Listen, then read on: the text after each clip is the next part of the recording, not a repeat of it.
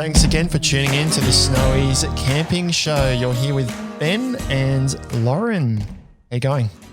I'm going good. You going good? Yes. We are chatting today about wind and rain when camping, which it's generally winter camping, isn't it? That you need to be prepared for these things, which I think you like. I love winter camping. I mean, I know that you tend to camp more in summer and I tend to camp more in winter, and I love it. There is literally nothing better than waking up in the morning and it being like so cold and crisp, and you snuggle out of you wiggle out of your warm snuggly cocoon, and like everybody else is asleep and it's quiet, and then it's just dawn and the birds are calling, and like in the trees there's mist, and you just crank up your stove and boil your water, and it's just, the vibe is amazing.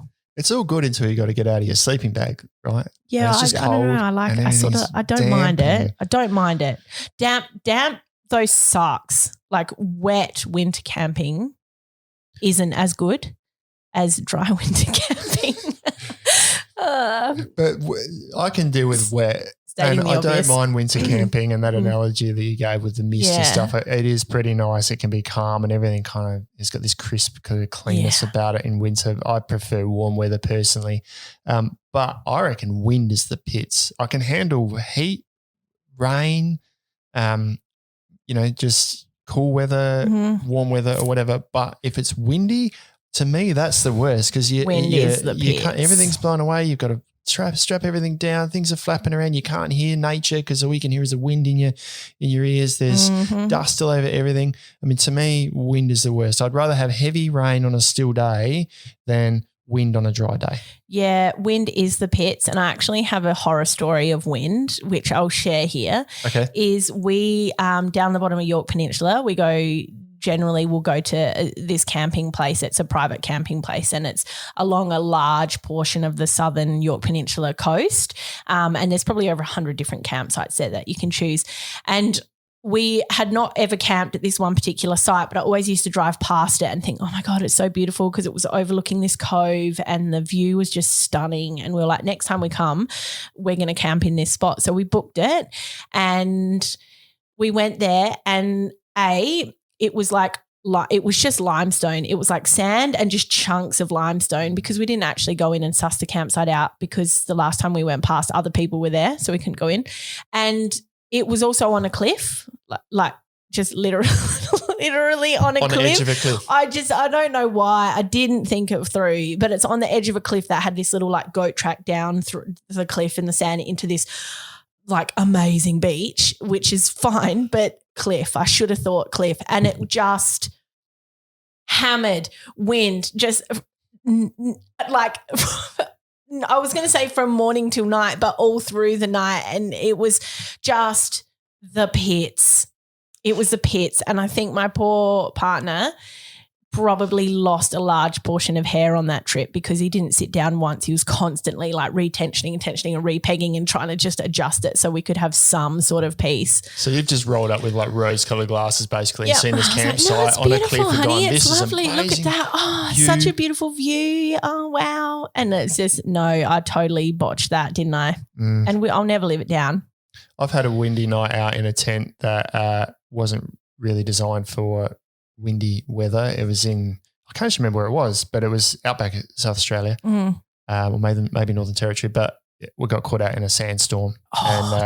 It wasn't the heaviest duty tent, but I had to move the car as a windbreak and stuff to kind of try and hold it. And in the morning we woke up and there was just sand all over us, because there was enough wind that it just kind of blew up underneath all the privacy screens in the tent and everything. And yeah, so it's a bit of a fun night. Yeah. But it's also proof that you can get a tent that's not designed for wind through windy weather, but you need to use a bit of common sense and kind of anchor it in some way. Yeah. And that's kind of what we're talking about today, right? Yeah. How to deal with that weather when you may not want it, but you're caught out in there. I mean, if you predominantly camp in really wet, really windy weather, then you need to make sure you've got a tent that can deal with that.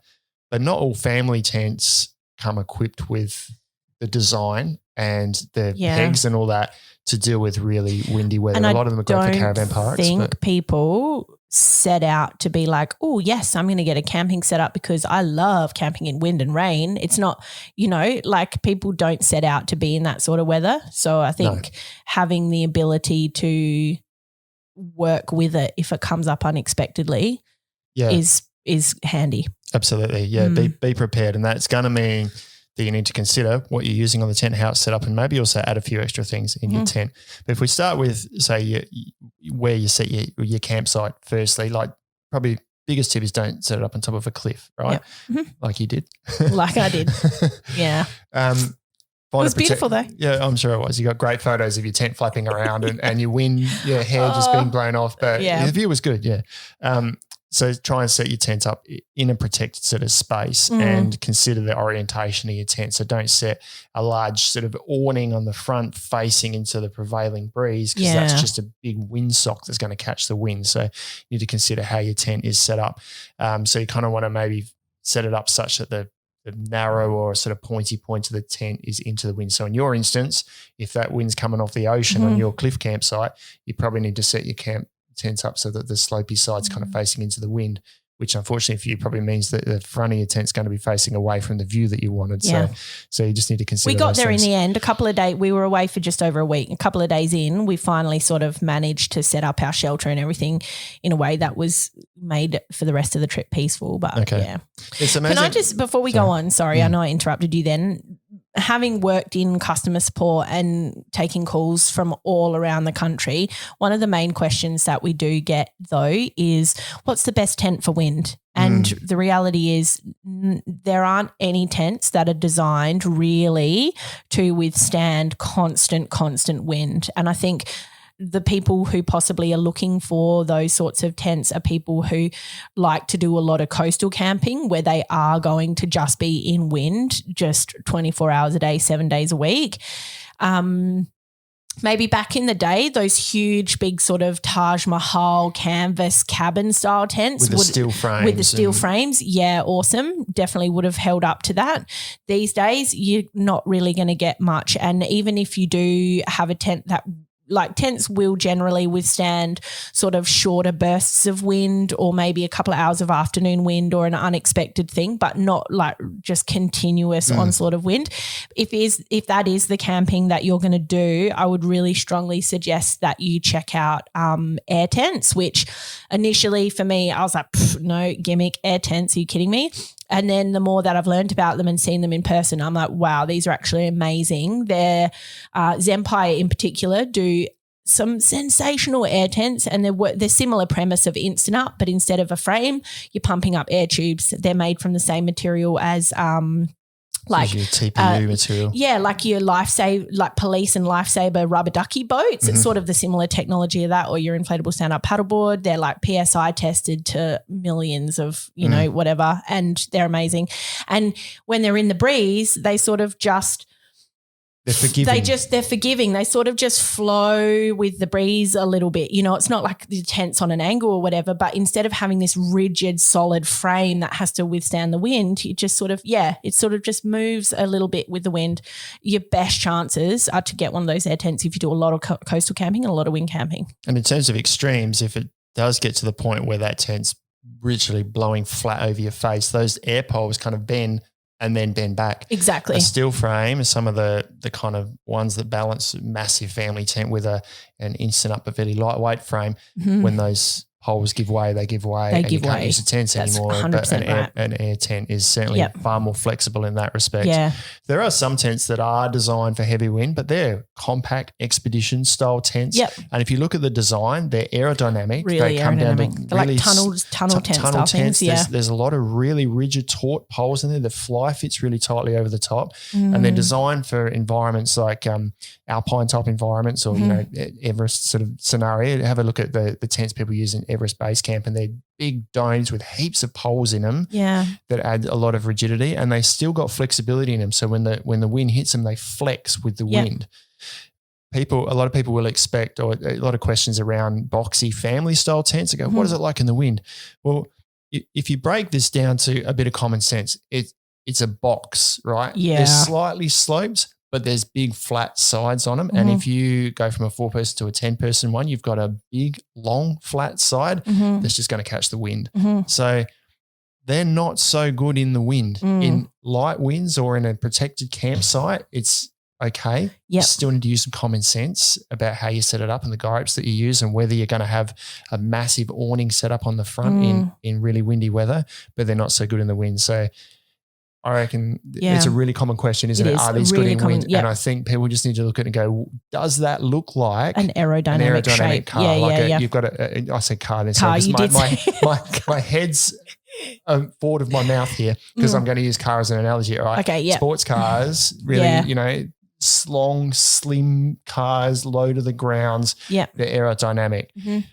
People know that a four-wheel drive like isn't Patrol. as aerodynamic. Like my Patrol, it's a box, right? It's not as aerodynamic. Same thing applies to tents. If it's a boxy tent, it's not going to be as good as a tent that's kind of sloped. And those air tents are more aerodynamic. They are, they do tend to be forgiving, so it's a better choice. And talking about guy ropes and stuff before, the next best thing, the reason why those air tents are awesome is because they are forgiving and they do allow a bit of natural movement with the wind. Springs on your guy ropes. They're like tray your springs, next best things, tray springs. If you don't have an aerodynamic tent or you don't have an air tent, the next best thing is to chuck some tray springs on the end of your guy rope. You can get them in like attached to an existing guy rope or you can just buy them separately. And an analogy that we had again is when I was borrowing my folks' camper trailer once a couple of years ago and we were also camping on Yorks, which especially on the west side gets really windy. And we were a fair way inland. It was still super windy. And the annex, like the awning annex, just was constantly falling down and the poles were just the awning poles, they were just losing their lock as well, just under it was a bloody nightmare. And then I remembered we had springs in our kit. So we got out and replaced all the guy ropes with springs and it literally, there was still movement in it, but none of the poles failed. The awning didn't lose its tension and the trip was saved purely from springs. And before then, I didn't really realise how good they were or their importance, but having used them in person in the same trip with and without them, I would never, ever have a camping kit that didn't have springs in them again. I think my story is pretty much the same. I always thought they were a bit bulky and a heavy thing to take, and I did grab some for my an Oz tent RV tent that I use, and I've got a couple that I use for the awning at the front for the same reason. And they do multiple things. They keep tension on it because you can tighten it, and it allows movement kind of both ways as the tent moves. It keeps that, like you said, keeps the tension on the rope. It also minimises damage of the tent because if you've got a rigid rope on there and the wind picks up, something's got to give. Yeah. Hopefully it's the tent peg, in which case it's going to fall down. Worst case, it's going to be the fabric or an eyelet in your tent or something like that. But these just allow that movement and are less, not as harsh on the tent. It probably does bring us onto pegs as well, because we've got some examples in front of us. I'm passionate about pegs. You did, yeah. You went on about it a bit before, but we've got some pegs in front of us here. I've got this little one. I sort of prefer to mention them as a pin, really. A lot of pegs, a lot of tents will come with these. That's their standard, yeah. If you're not watching us and you're just listening to it, they're like maybe half a centimetre thick, maybe probably 5-6 mils. 4 or 5 mil, yeah. Maybe 15 centimetres, really thin, and they've just got the standard little bend at the top. If you are only camping at caravan parks on grass, firm, but soft enough to hammer it in without bending the pegs, and you know it's going to be calm and still. Fine, totally fine. Yep. But the first thing I would do is upgrade your pegs. If you're buying a tent, just buy pegs as well. Upgrade them. At least for the guy ropes, you can use these for kind of around the base of the tent, the base of the fly sheet and that sort of thing. But definitely, we've got another peg in front of us here, and I'll read the information on the side. I think it's an 8 mil. They're Gal key head pegs. Yeah, which is really the head's shaped to stop it bending too much. But 8 millimeter thick peg, 300 mil long, and they're far more durable. 10 out of 10, love them. Yep. Use them for your guy ropes, the real tension points of the tent. Yep. And if you're pitching your tent with the one end into the wind and you've only got a handful of these, you want to use these on that end of the tent. Absolutely. So, I honestly cannot recommend those pegs highly enough. This is what I use, this type of peg, but you've gone one step further and you've gone on well, about these because we do pegs, haven't you? like, if we're out in the outback and it's sandy, because you sort of mean deserty, arity conditions, or you're coastal and it's sandy and things like that. We have also Super Peg. Love their pegs. They're awesome. I don't know what you would call these. Let's have a look at the label here. It's a V-shape. It's called an angle iron tent peg. So it's essentially a piece of right angle galv with a little bit of a bendy tent peg, I guess, welded onto it. But these are, I was going to say bloody, but I don't know if I can say bloody on this podcast. You've already said it 3 times, I think. So it's bloody great pegs. I would not be without at least a couple of these in. Even we take them with our beach shelter as well, and we're the only people often without our beach shelter failing in even the worst weather. They're amazing. And, I wouldn't be without them. I think we've got about 6 or 8 of them, and they would be like our main points, and then we'd use our other key head pegs and things like that. But definitely, I know they're big and heavy, and you're like, not too big, too heavy. But no, they're worth it. Well, there's other options. There are polypropylene sort of versions of that, and we've got these other – these are from Super Peg too, which they call it the ground anchor, I think, and it's kind of designed to go in the ground and supposedly dig deeper as the tension goes on it. I've never actually used these. I'm not sure how well it works, but they're better in really soft ground than the sort of round pegs that we showed before. So there are lighter options, I suppose, because if you need, say, 20 of these heavy duty pegs and 20 of those angle iron pegs is going to get pretty heavy. That's true. But then 20 of these plastic ones are going to be lighter, but it's also going to take up a lot of space. But definitely have a handful of them in your kit, and make sure you use them on the real tension points of your tent. Yeah. And if possible, preferably use them with tray springs as well on that really windy point. Yep. So I use mine on the awning of my Oz tent. I use just pegs on heavier pegs like this. So Oz tent come with reasonably good pegs anyway. On the guy ropes, and then on the awning at the front, I use the tray springs, because the large amount of fabric flaps a lot, and it just allows it to move, and the poles then don't keep falling out as well. So, I think we've talked a lot about wind, but we also are supposed to cover rain and stuff as well. Yeah, we have. We've gone 15 minutes and not covered rain yet. Yeah, but I know. So, rain. What are your hot rain. tips? Just a set. Well, it sort of does tie in with the pegs and the springs and whatever in terms of keeping good tension on your annex, your awning, your fly, your shelter, whatever, so that when it does rain, you don't have pools of water sitting in any one spot, because I think that's where you can run into trouble with, the water leaking through. Make sure your awning's on an angle so that water runs off, and the tight fabric helps that rain just to beat off the tent. Yeah. And sort of like being able to, in a setup, being able to drop your awning down, like if you do get unexpected rain or weather or whatever, to be able to just slightly tweak everything you've got set up there to account for that is really important. Maybe do all that before you go to bed too, if you're expecting a rough night. That's true. Bunker down. And then I have also had a horror story of having to get up at like 2:00 in the morning when like rain, and be like, oh my God. It's not good, is it? You crawl out of your warm bed and you're in the wet and the rain, and just it's easy. It's better to do it just before you go to bed. Yeah, definitely. Yeah. I think a couple, like, I know I have seen it around. I haven't done it myself personally, but some people have like a small compact shovel in their camp kit, and if they do know there's going to be a lot of rain, they can sort of dig a little bit of a channel around the tent and spaces to try and like anything that comes off the tent to stop it from coming back underneath the tent or pooling around the space, to sort of funnel it away. Yeah. I've seen that a bit. I guess you're digging up the environment a bit, so be careful how you're doing that, but it can also help water that's – you're smiling at me. No, I know. It's okay. I was just expecting that. But anyway. Okay. But it can also help if you, say, camp somewhere where there is runoff from a hill or something next to you. It can kind of help channel that water around the tent. Because a lot of probably the place where you're most likely to experience leaking in a tent is potentially the floor, because you're standing on it, so you don't want water to go under the floor. So if it is really wet, try to mitigate that water from going back under the floor. So if you can, use a a ground sheet or something, but try to get that water to run away from the tent. The same as you do with your house. We put parts and stuff around our house to try and get that water to run away from the house so it doesn't sit around. Same if you are winter camping and you're coming up to your campsite, and obviously not in a caravan park where you're designated, but if you're bush camping or whatever, don't put your tent on the sort of lowest point in that area as well. Like try and set it up in the higher part where the natural runoff is going to be away from your tent already. Yep. Other wet weather things can be to have like a dining type shelter, because quite often the awning of a tent isn't enough to eat and cook and everything under for, say, a family of 4. Like I know my ice tent RV5 is enough to sit under but not enough to cook under as well. So maybe an extra tarp and some poles and the pegs we talked about earlier with some tray springs and stuff, and you can just set up a basic shelter to cook under. You can't cook inside your tent. No, you not really a good don't idea. want to be having your gas stove inside. No way. It's going to stink and it'll cause all sorts of issues. Health issues. Health and burning stuff. Safety and whatever. Yeah, just don't do that. Don't do that.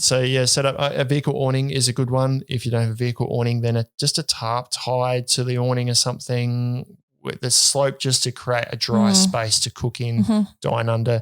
Try and set that up before it rains too much if you can, so you've got dry space under your feet as well. And with like awnings and shelters and things, you can often get like extensions and things that are designed to work with that awning or shelter, which you can really easily use strategically as a windbreak and things like that, which is really helpful. Like walls and that sort of thing. Walls or things that come out, like you can get like rain extensions and bits and pieces. So yeah, but set it up before. If it's already wet, it's hard. But if you can set it up before that rain comes in, then you can keep a dry space. And make sure you also, obviously, like a lot of camp stoves have windshields with them, but if it's really, really windy, that just doesn't cut it. So sometimes I think it's good, especially to prepare in advance if you're expecting windy weather, to have a secondary windshield. It can really help, because it's nothing worse than trying to cook dinner and you got hungry kids or a hungry partner and it's like your stove just keeps blowing out or it's taking forever because it's not efficient. Yeah. I think with the windshields, it's important to keep in mind too that if you set up a big flat sheet as a windshield, it's also a massive amount of space for the wind to catch in. So you're going to have to anchor it down really well. This is where I always say use your vehicle, move your vehicle because the wind's not going to blow your vehicle over. You don't have to anchor it down. That already acts as a windbreak. Move your vehicle and then set your windbreak up on the other side of your vehicle, so you're not relying on that one wall, that one tarp or whatever to take the brunt of the weather. Otherwise, you're going to set up behind that and then it's going to give way, and then you've got a mess to run around and try and tidy up. So the other thing is, in my experience, if you know that you're going to have windy weather or cold weather, invest in an actual good stove, camping stove that runs off LPG, because you can get those little ones that use the disposable butane canisters. They don't work. That fuel source is rubbish in the morning when it's cold. It doesn't burn properly, and I've learned from my experience trying to use those stoves in cold weather. They just don't work. They're really temperamental. You have to like open it out and take the canister out and shake it every 30 seconds because it just gets too cold and it just doesn't work. It's a temperature thing with the boil point of the gas. It's quite technical. I won't go into it now, but the bigger ones suffer from the same thing, but because it's a larger volume of gas, it's not subject to the cold quite as quickly as those little canisters. Same with hike stoves. I think, but it is the chemical composition as well, like LPG versus the little butane canisters. They're just propane. Yeah, it could be. I'm not sure. The butane ones that would go into, say, like your gas mate stove. The butane ones. Yes, but you're talking about the isobutane propane ones, which are more the hiking stove ones.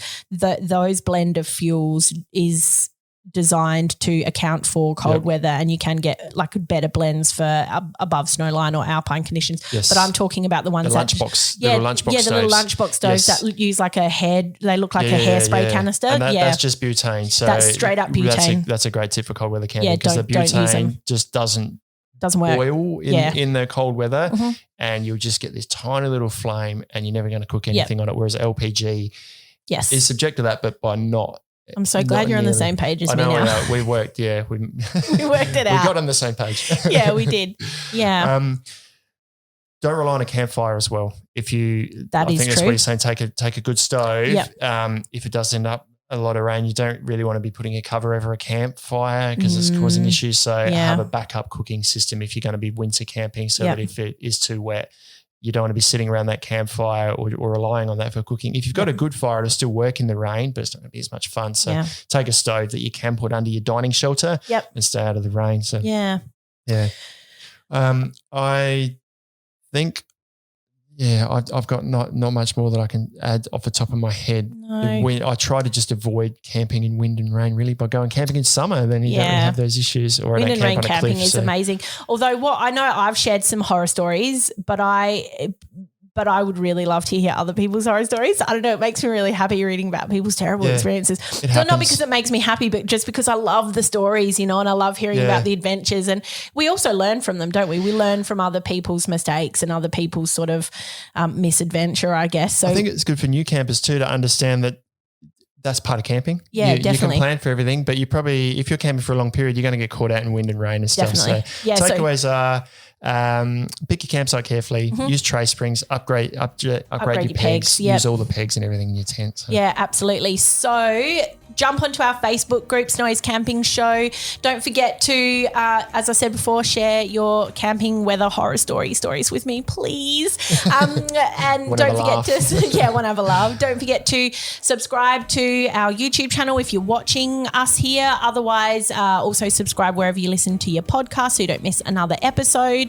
And you can also jump onto snowies.com.au to upgrade any of your camping gear to tackle any kind of weather. Get some pegs and tray springs. All of that sort of stuff. Anyway, thanks so much for listening, guys. We really love being here with you and can't wait to see you next time. See you next time. Yeah. Thanks. See ya. Bye.